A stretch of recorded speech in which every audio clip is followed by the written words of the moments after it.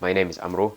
Thank you for coming to this video. As mentioned in the video title, if you are a new student who's arriving to a new country, UK or US or Canada or anywhere other than from your home country to pursue a dream or to accomplish something, a study or anything, feels a little bit overwhelming, and there are so much information.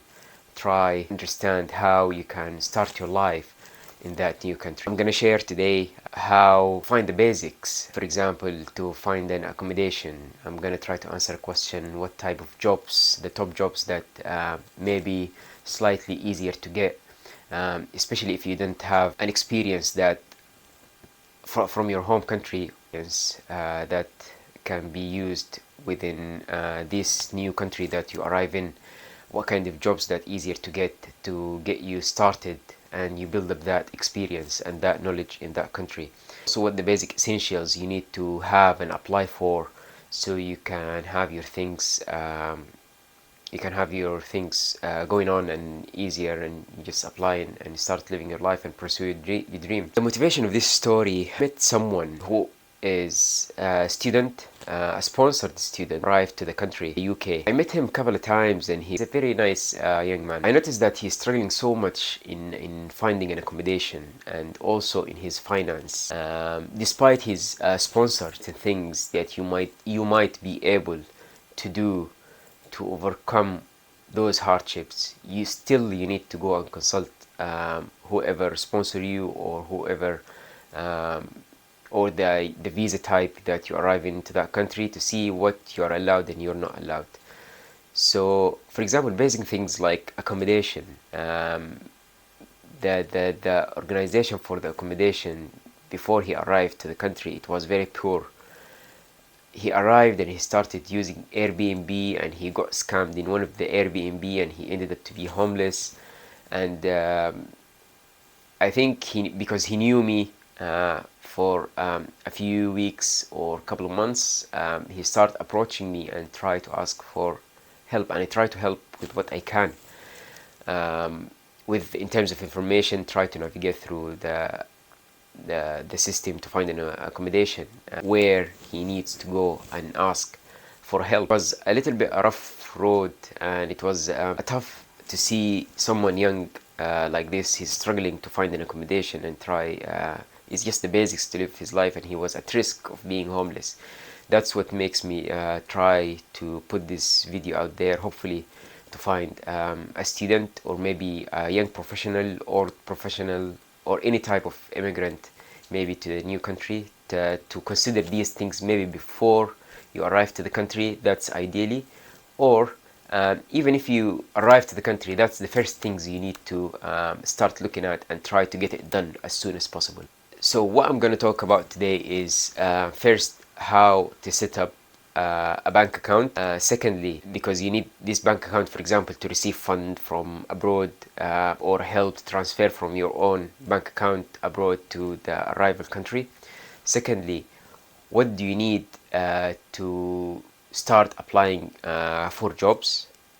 What kind of documentations or tax numbers you need to apply for, so it can be recorded so you are eligible to apply for jobs. Secondly, third thing is how to find accommodation from a trusted source, and try to do also more due diligence, because the person I mentioned earlier, he used Airbnb, so try Airbnb is a good website, yet try to check the reviews and try to do a due diligence. But I'm gonna provide different sources so you can look at. And what are the maybe easy access or in-demand jobs if you are someone like me who arrived to the country, who are not strong in the experience at that time, and would like to find something to fund your life. Also, I'm going to talk about what kind of in-demand jobs that might be easier to get and easier to consider, especially if you are someone like me who is a young professional arrive to the country and maybe don't have that strong professional experience to start applying for the actual job, yet you can do, but just something to get you going, because that process might take some time in the interview process. You can apply for these jobs meanwhile you're applying for the other jobs or continuing your study. You to consider what the university might offer in terms of maybe a casual jobs as well, because it's a trusted environment, especially when you are new. You want to be in an environment that you can be nurture yourself, reduce the risk of any hustle, or reduce the risk of any someone to scam you or anything. So some universities might have part-time jobs. We'll try to look at that as well. First thing, congratulations, you found the visa to that country, you find the scholarship, you find the opportunity to study abroad. In my case, I'm going to specifically focus on the UK, but as I mentioned, you can apply this to any country you arrive in, whether US or Canada or any other country. First things you need to do is to set up a bank account. Let's say you arrive to the country and you applied for a temporary accommodation. You are not success to find an accommodation from your home country. You find a hotel, a hostel or whatever, or you arrive to a friend or a family who hosting you for some time. You wanna try to stay there as minimum as possible, because these people as well, sometimes they might have burden or they might have other family members they stay with them, so you want to be light on them. So when you arrive with a family, a friend or anything, or even in the hotel or hostel, because you want to minimize the cost, apply for a bank account, because you take permission from that host or that person if you can use the address for a corresponding address, and try to apply for a local bank account so you can transfer the fund or receive the fund from the sponsored organization. Secondly, you need to find not a permanent but a long-term accommodation for at least 6 months. So try to look at different places. I'm going to show you here. Now I brought my laptop so I can show you these steps with recording my screen, what things and what websites maybe you need to consider while doing the process that I mentioned. So first of all, you need to set up a bank account. You need to ask the host person or the hotel or the hostel if you can use their address as a temporary correspondence address, so you can set up yourself in the arrival country. For example, the bank account, you can see here in this website, that's HSBC website, one of the maybe banks I might consider. This is how you apply for a UK account. So you can apply it as simple as in online, and you need like documentations and the visa, guaranteed visa you've received before you arrive to the country, etc. So they will, after you apply the application, they might call you for interview to validate and check all these documentations and give you a bank account. And usually it might take 2 to 4 weeks to open a bank account. So you need to consider applying as early as possible so you can receive the bank account, so you can transfer the fund and you do the rest of the things. After you open your bank account, consider what kind of codes or ID you need to get so you'll be eligible to apply for a job or to accept a job offer. For example, as I mentioned, in the UK there is something called national insurance number. That's to track all the hours you're working in and to pay the tax and national insurance number and other accounting things. I'm not expert in the accounting, but that's the first thing you need to consider before you apply to any job, because this process as well might take maybe 2 to 3 to 4 weeks. So this is how you apply to the national insurance number. You need to go to this website, or simply you can find in a Google apply for a national insurance number.gov.uk. So this is for the United Kingdom. That's the main website. If you find in other website, that most likely a scam. You have to go to the government website. You search for it and apply for national insurance number, and it's self-explanatory. Try to follow here the instructions and start with the national insurance number, and you go through the questions, and it's self-explanatory, and they will call you for an interview, and they will give you just a number that you can use for when you're applying to different employers or companies, and they will take this so you can receive your payments.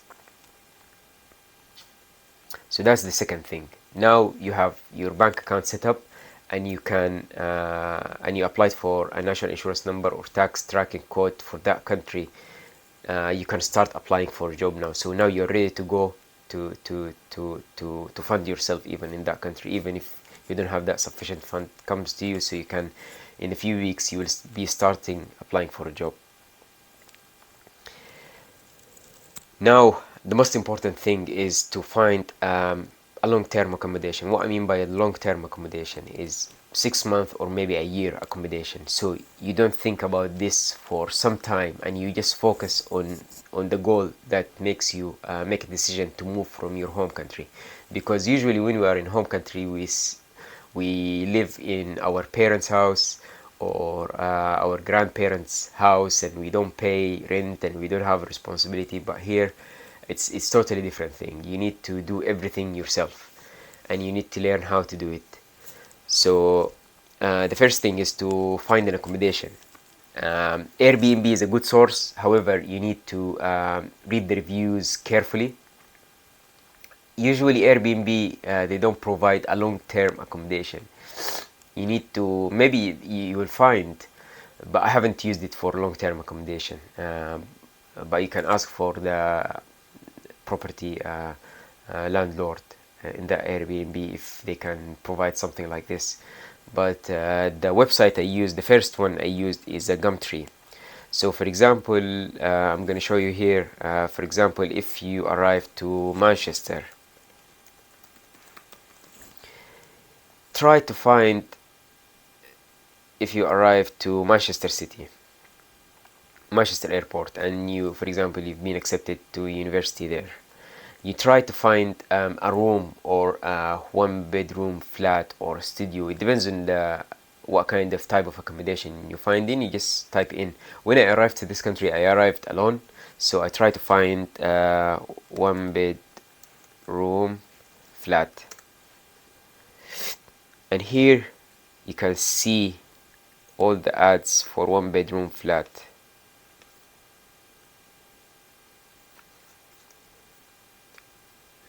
You type one-bedroom flat, and you search for, you go to the property,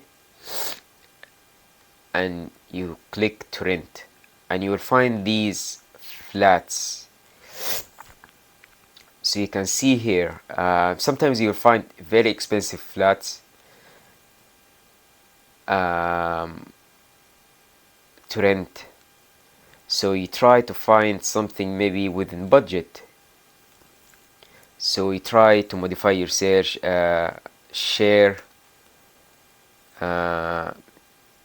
flat. For example, you try to mention share flat, and see here you can see that the price has been dropped. So one double bedroom in 2-bedroom, 2-bathroom shared flat. So that's $650 per month. Manchester, it's a little bit pricey. However, you might find some good to rent. And shared flat. Sometimes they have a room share as well. If you are comfortable with that and you know someone to room share with, maybe that's a cheaper option to go for. But one bedroom with the shared flat, maybe that's a good start for 6 months to make you understand the country, or to focus on your study at that time until you find a job, a permanent job. For example, here that's $650, or double in suite available in Manchester City, private. So there is different landlords. There is a private and there is agency landlords. Contact both. Do your own due diligence to make sure that still there is a risk of a scam in the Gumtree, so be careful of this. So you have the pictures here and what the property look like, and this is the person name who advertised, and that's how you can contact them. That's in a website called Gumtree. The second website I will be looking at for accommodation is co.uk. It's a good website as well to look for accommodation, and it will be there. You will find a room share and a studio or anything. So basically, most of the students they will be looking here, and sometimes a group of students, they might look for someone to fill a room. They will put the ads here. So it's another good website to look at, spareroom.co.uk. So for example, if we go here, you can use the filters, so it filter down all the noise, the other options that you're not interested in. You want to, for example, days available, 7 days per week, property type, room in existing shares, studio, etc. So filter down furnished. Of course, when we arrive to the country, you just need furnished, share with the professionals or student, the gender as well. If you are a female, maybe you want to just consider a female to live with, or male, you consider with a male, etc. And other options, smoking, non-smoking. So you filter down the property in that website. It's a very reliable website. I've used it a couple of times and I was successful in this one. So this is, for example, in Nottingham. You can look for properties in Nottingham or even different cities, Manchester, Greater Manchester. You'll see here the options, and the more you are in the center, the more pricey it is. The far a little bit from the center, the more decent price you might find. So try to be in the middle range, not far away and not very close to the center. Just to make sure that you're accessible to anything and you're living within a budget. After you have your bank account, you applied for, in case of the United Kingdom, you applied for the national insurance number, you applied for the accommodations. Days pass by, you will start getting the feedback, and you try to apply again, go back again, back and forth for each process you started, bank account or national insurance number or accommodation viewings, and things will start setting up. You will get your bank account, you got your national insurance interview number interview, so you will go for the interview, so you receive it and you start doing the viewings, a couple of viewings, and you are interested in one, deciding now to sign contracts. For consider also researching about the bills. Sometimes you need to pay electricity, water bills, gas bill, and the internet, council tax if you are not a student. If you are a student, you need to check with the university if you can get an exempt, or still you need to apply for it. So you check those things, and if sometimes they are included in the rent, sometimes they're not included. Most room shares, it's included, like you see that price 650 or something, that's including the bills sometimes, but you need to read the ad. If that's the case, that will be easier. Otherwise, you need to consider those costs on top of your personal cost, transportation and food costs. Now we finish from this the initial steps to apply for when you arrive to that accommodation, temporary accommodation. Now let's look for a job, because like most of us, when you have a fund, it will run out after some time.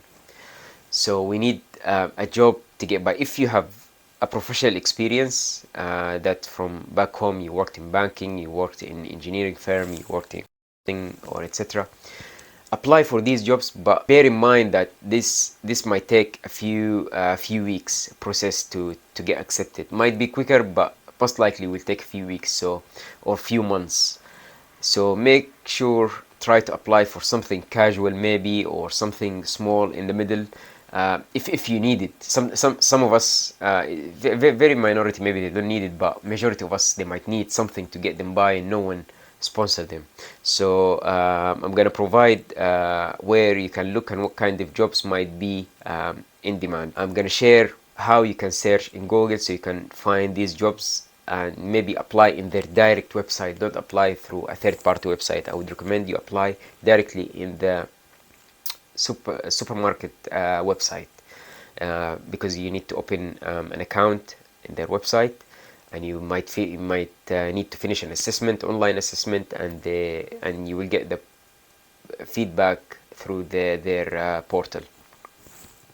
So for example, what I would do is like what you see here is, for example, I specify Tesco, Aldi, Lidl, or Sainsbury's as the Co-op, Morrison's, or Farm Food jobs in Manchester, or you can change whatever city you are going to, maybe London, and you press enter.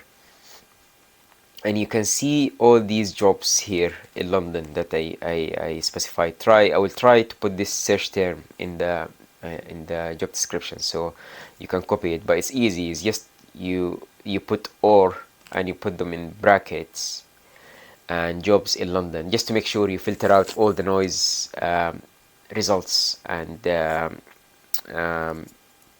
you have only what does matter for you. So when you arrive, check what is the minimum wage at that time, because there is a minimum wage, for example, in the UK. So check that figure just by simple Google, what's the minimum wage in that, so you have number in mind per hour, etc. And you look for which supermarket they have jobs. You can be a retail supervisor. The less high in the hierarchy jobs you apply for, maybe more likely you can get it. For example, customer assistant, a morning shift or a night shift. Starbucks, coffee shops, it's a good place also to work for, maybe, or Costa, or etc. Or Co-op, Farm Food, Tesco, etc. So this is how you find the job in Google search.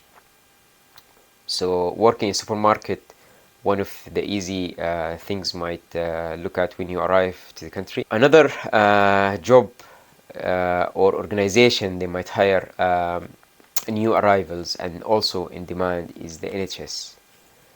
The NHS, they have jobs, category jobs like a housekeepers. So for example, if you type here, you see type NHS housekeeper job in Manchester, for example, and you go through the website, the NHS website, it will take you to the NHS website, or a TRAC website. I will try to put it in the description below as well, so you don't be diverted to another, maybe a scam website. These jobs are, it has very low requirements, stable, always available, and it will give you a UK experience as well. Like it's a proper job, but in a low level. However, I see it's an advantage if you once you arrive, you apply for this job and you have it, and you will be stable at the beginning of the journey in the UK.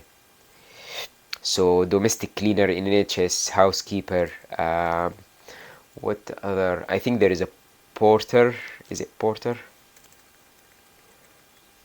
Porter jobs, maybe. Porter in NHS. So these are the keywords you're looking at, and try to work within that within NHS organization. It's a big organization, NHS. I don't know what's the equivalent in the US or in Canada or Australia, etc. But if you try to find an equivalent working in a hospital in these service jobs, might be easier access to get into once you have everything in place and all the paperwork that I mentioned earlier. Two job categories to consider, because I want to increase the chance that you land on something as early as possible, so you have the job in your hand that to fund yourself and make you focus in the other things. So most of these jobs you can apply for them part-time, so that's why I mentioned those type of jobs, and low entry requirements. The other job category that I would like to mention is caring. For example, if you cared for someone back home, and for example your dad, your granddad, your grandmother, or someone elder or younger with a special need, uh, you can use that as an experience to explain it in your CV that you used to do this in the personal statement and apply for these care jobs. And there is so many, they are very high in demand here in the United Kingdom. They don't need the certifications or anything. A few checks they might do in background checks, etc. They will do it about you, and you can apply for these jobs. So you can here see there is a few organizations. Female care assistant, you can just only female can apply for female care assistant. Living carer, you can live in their home, I think. Yeah, there are so many opportunities. Home care assistant, you visit. This one even have visa sponsorship. It's an interesting type of jobs you might want to look at. And it's easy access, low barrier, very rewarding, and also you meet a lot of people, you understand about the country, they will tell you stories. It's very amazing job, this job, because I've tried it my own, and it was very good job to try. You can choose your shifts, days or nights. For example, if you're a student during the day, you can decide to work in the nights or work in the weekends. So care job is one of the things that I would consider at the beginning. Website, but still worth looking at. Maybe you will find something that's suitable based on your background. There is jobs.ac.uk. You would like to apply maybe for a studentship or a PhD or something, you will find it here. And also for the masters, I find it is very interesting website, because few people in my university they mentioned it, and it seems a very good website to look at. I haven't used it, but they said in the PhD, for example, you can find the studentships, etc., and you can find the research positions, assistant research, and also you can, based on the category, what kind of profession you can explore the professional jobs maybe you can apply for, etc.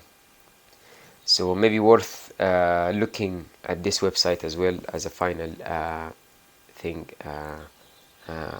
during your search. First thing to consider when you arrive to the country, before you apply for a job or before you apply for a national insurance or anything, you need to have a way of communication. The initial way of communication is email. The second thing is a mobile number. You try to find a SIM deal in the supermarket. You find it in the supermarket, or maybe if you go to Tesco's or any local supermarket, or even the shops, you will find their SIM cards, maybe £10, £5. You can get a number, so when you start filling up your application, you can provide that number, and the people start contacting you, and you can check your emails as well, because sometimes you will have like few gigabyte data, etc. You can use that to receive your the phone calls when they want to approach you, whether accommodation, jobs, job center, etc. £10, £5, £15, maybe maximum. You will find a SIM card, so you can put it in your mobile phone. Hopefully this video provide you the information to set yourself up. Focus in your main goal as possible, because you arrive here for a bigger goals and bigger dreams, and you don't want few things like this to distract you. Thank you so much for watching this, and if anything, please leave a comment in the comment box down below, and I will try to get back to you as soon as possible.